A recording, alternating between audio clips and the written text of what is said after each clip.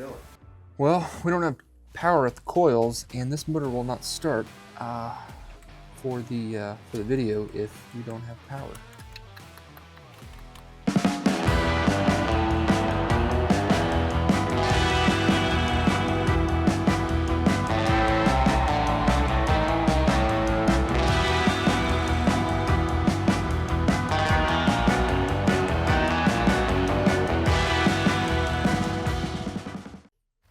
On today's episode of At Home with GKR Motorcars, it's the season premiere, so the guys are going to introduce themselves and give you the rundown of what to expect in the very first episode. On this episode, the gang takes on the '69 Camaro in hopes to get that puppy brought back to life. Will they complete the task? There's only one way to find out. In the meantime, there's some cool interior and exterior to check out, so at least you'll get to see something complete on this build. Meanwhile, the 1970 Chevy Impala is back in the building for a few upgrades and tune-ups, and you'll hear that engine purr. So take a seat, buckle up, and enjoy the ride.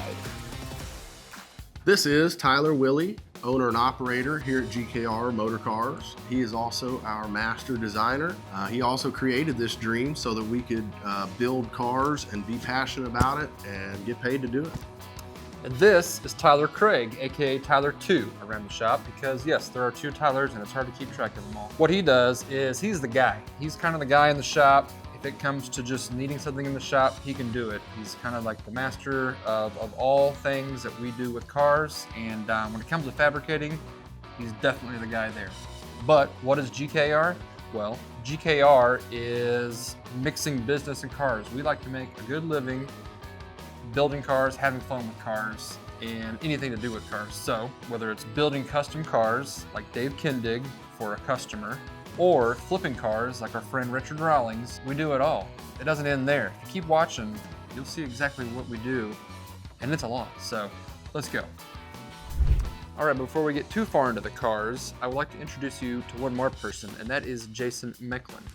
He likes to say he is the jack of all trades, master of none, but I kind of disagree because he is a master of a heck of a lot of things. And it's just nice to have him as a resource when it comes to wiring, mechanical, interior, exterior, paint, body, I mean, whatever it is. With that being said, let's get into the cars. What project should we start with? Lunch sounds good. Okay, after lunch. What should we start with after lunch? I guess we could do the Camaro. Let's do the Camaro.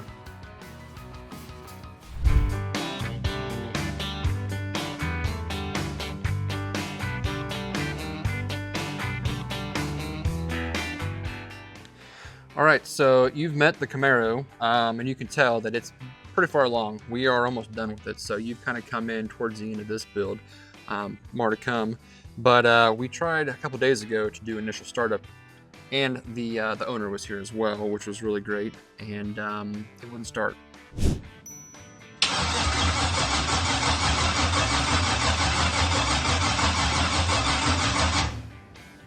So what we're doing now is, after working through Holly, customer service and everything, we figured out there was something wrong with the initial tune, which I did. I'm pretty sure I didn't mess anything up, but it wasn't, we weren't getting sparks. So there's something wrong with the tune.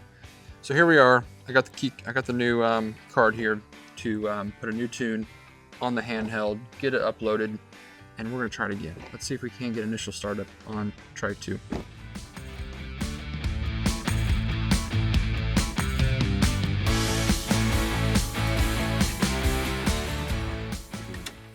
We're gonna burn her down. Are we leaking it all? I didn't see a leak. Because I had to really crank it down. That might be residual. Yeah, like, no, I cranked hit it it again. down. I knew we needed to. Yeah, cycle it again. You dry it all off? Yeah, no, we're good. No sense. Did you dry it off last time? He said it was wet. It had like a little, just barely any moisture on it. It wasn't like leaking like last time. The crank to run. Crank to run RPMs. He said you put 50 RPMs up there if you want. It should fire right up. All right, so I got the new tune uploaded. Got it on the handheld here. Jason, we ready? Yeah. Ready for try number 2? Should go or should blow. All right, we'll just do it.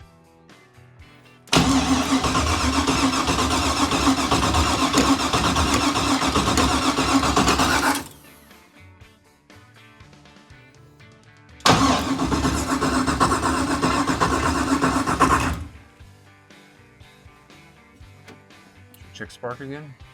Probably. Yep, flip right there. The other day we didn't have spark. I'm gonna see if we still don't have spark with this new tune.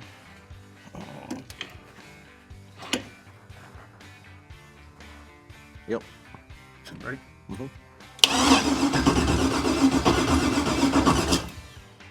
Negative. Okay.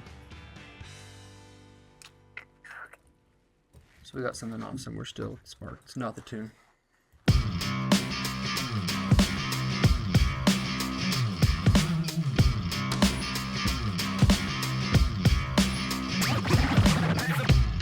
Let's do it.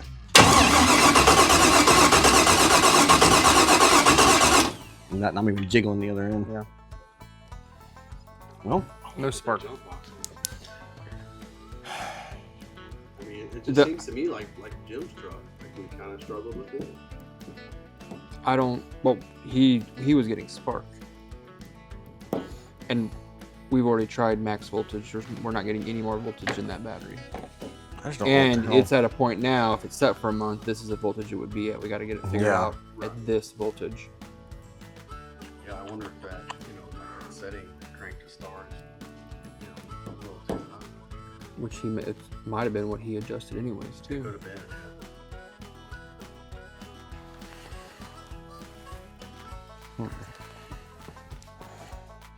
Well,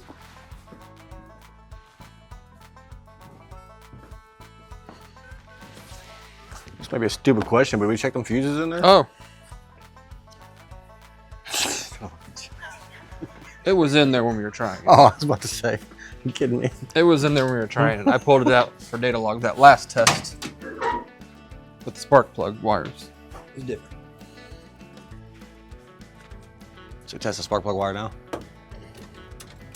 Yeah. Okay, that's it. Isn't that a fun sound? Ready? Yeah, let's do it.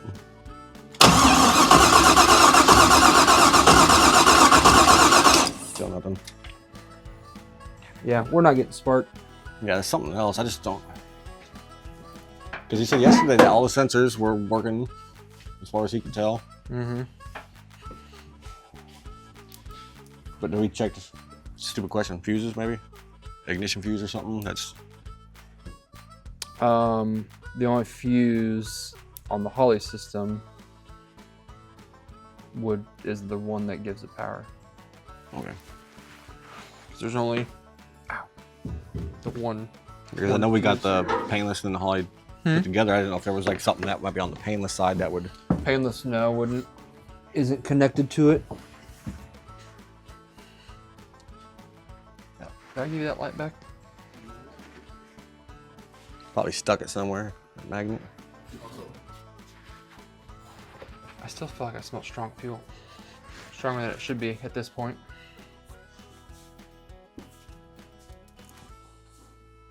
It's almost like it's back here. Nothing up there. All right, so try number 2, also not successful. Kind of the same problem we had before. No spark. We got good voltage at the battery. We've got a ground continuity from the coil plugs to the battery. So ground, kind of finicky with these things. Voltage kind of finicky with these things. I don't know. Tune supplied directly from Holly. I like to say I'm frustrated, and I probably am, but third time's a charm, you know what they say. So let's go look at some interior in the meantime. What do you think?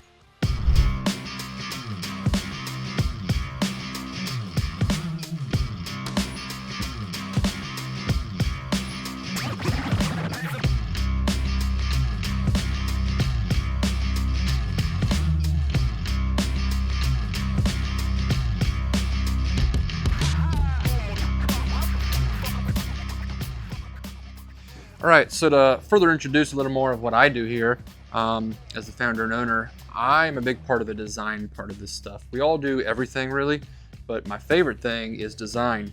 And like if you've ever built a home, you get all these little swatches of paint colors and fabric colors and floor colors, these little pieces you kind of put together and what mixes together. you're coming in at the end of this project. So this is where we are. We're well past that part, but this, before it's all installed, kind of is that on a grander scale. So biggest thing is the green. We started with that. The customer really wanted a badass green, and this is a badass green. It's actually a Jaguar British Racing green.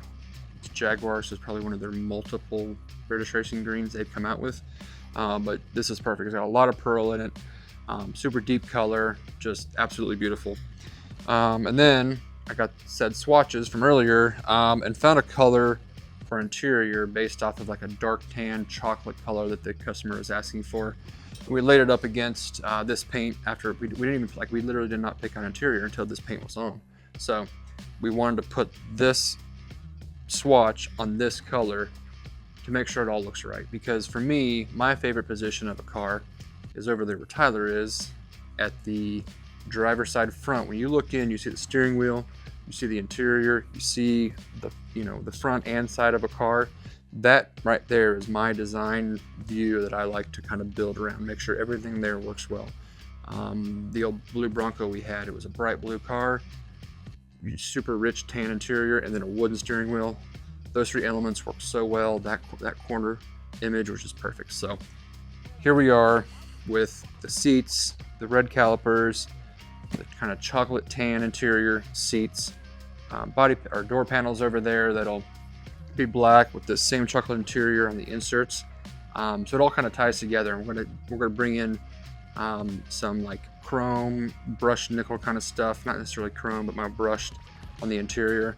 And then finally, we Cerakoted all of our trim and bumpers to kind of match the gunmetal kind of texture on the wheels. So it's all come together now. I wish you were a part of seeing it all come together, but this is what I love to do right here.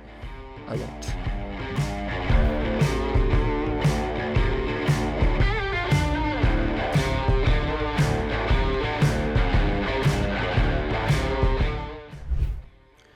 All right, so this isn't service work.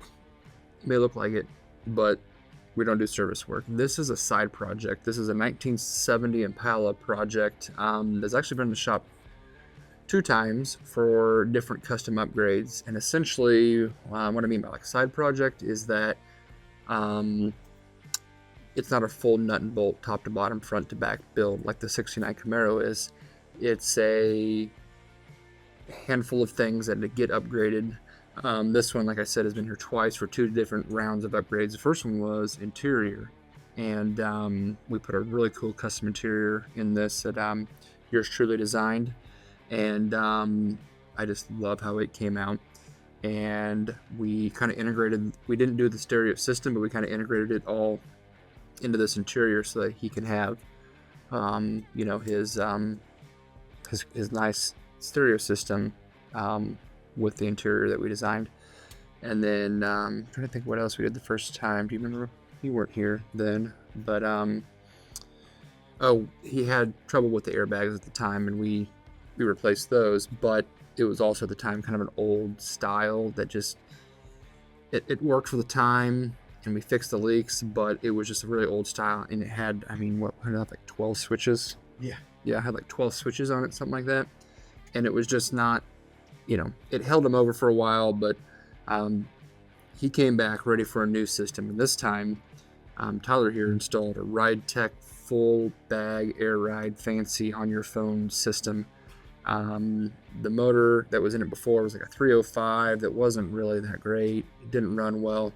Had an old carburetor, you know, it would start and drive, but it just wasn't efficient. So we did a 350 that we had laying around. Good motor we took out for an LS swap in another project. So we were able to give it to him at a pretty good price. And same with the transmission, turbo 400, nothing crazy. Everything worked. We just pulled it out and put a different motor in, put an LS, you know, in that other car. So that's why it says Corvette on there, because it came out of a Corvette. But, you know, he wants something just more efficient. So we saved the money there to spend some money on a sniper system. And it's the full sniper with the Hyper Spark.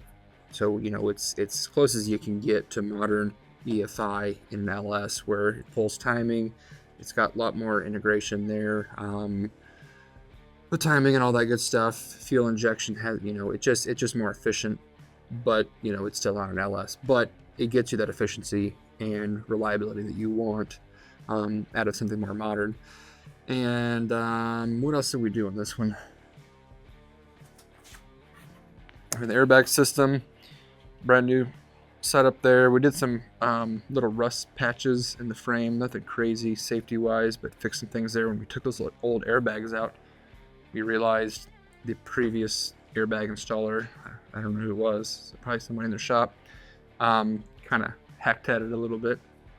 So we fixed that, cleaned it up, because really there were a few sharp edges where those airbags go that could have really like cut the airbag over time, rubbing up on it. It was that close. So fixed that. And then just some little stuff, you know, the door wasn't quite shutting right. Little things here and there. It's got a beautiful paint job.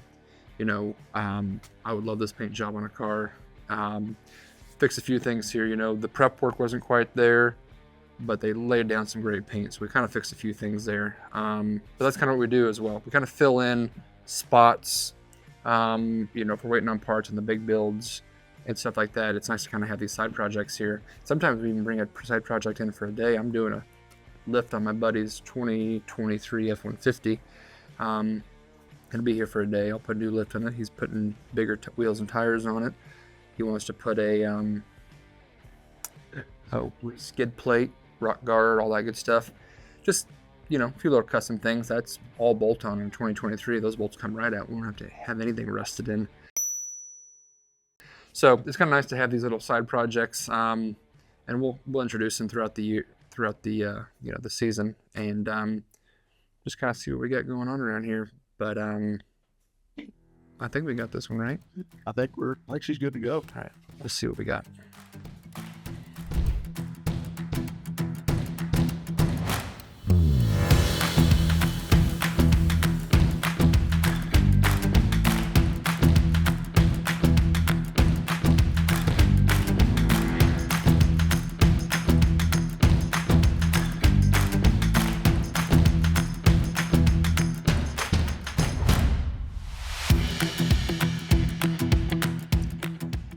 So, you know, with these side projects, we don't touch everything, so we don't know that everything's new. We don't know the whole story on everything. We try to see as much as we can. We put test miles on them, and sometimes they still pass the test miles and don't work. Well, this one got delivered, we did our test mileage on it, drove home, and then all of a sudden was dumping fuel at startup, and just completely dumping fuel. So I was like, you know, let me see what's going on. We put the new sniper on here, and couldn't figure out what was going on. Well, one thing led to another. We did find out it was actually the bad handheld. The handheld, sometimes they don't, it was like jumping around, and it was changing parameters on the actual tune with this thing. So when you start it up, it would just dump fuel and open those injectors. So we put a new handheld on it, runs flawlessly, doing well. Just, you know, bad part sometimes happens. Well, come to find out, when we got it all running again, the starter was acting funny, and we put a new starter on. Well, then also we weren't getting power to the starter, and there was something else going on. And you know, remember, it had been running fine this whole time, and no issues. Well, we looked at the grounds, and the factory grounds that were on here, or at least not factory, but whoever worked on it a long time ago, some of those grounds weren't quite right. So I had made a ground cable, and I'm going to put a new ground cable on here and see if that gets it, because batteries are charged, stuff's not working, and usually that means a ground. And really with electrical, it's ground a lot of times anyways. So we're going to put a new ground in here, and we're going to see if it doesn't work.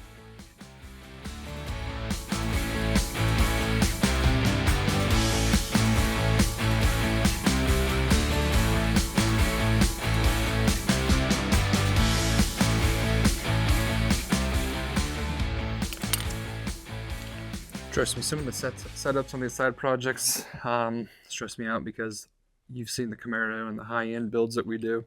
But with these projects, you know, they've got much smaller budgets, and we gotta kind of not cut corners, but we kind of gotta let some things go that may bother our OCD minds.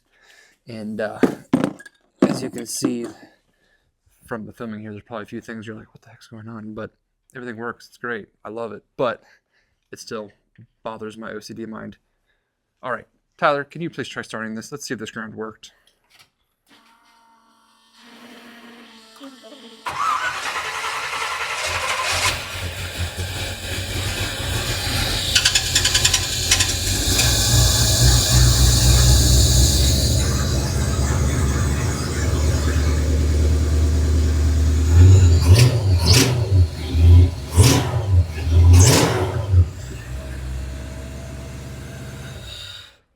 All right, bad ground. Go figure.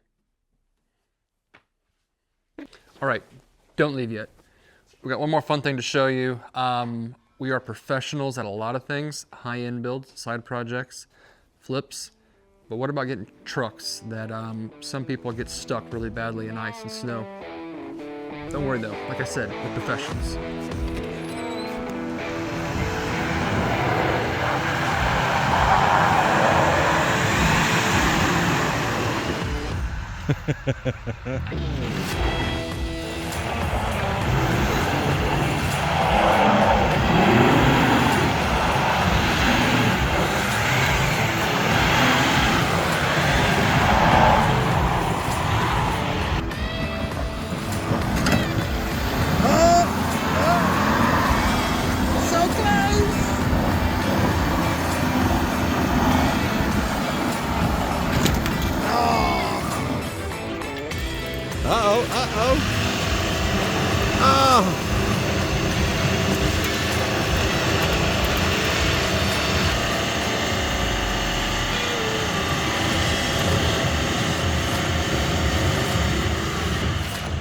Digging again. It almost worked.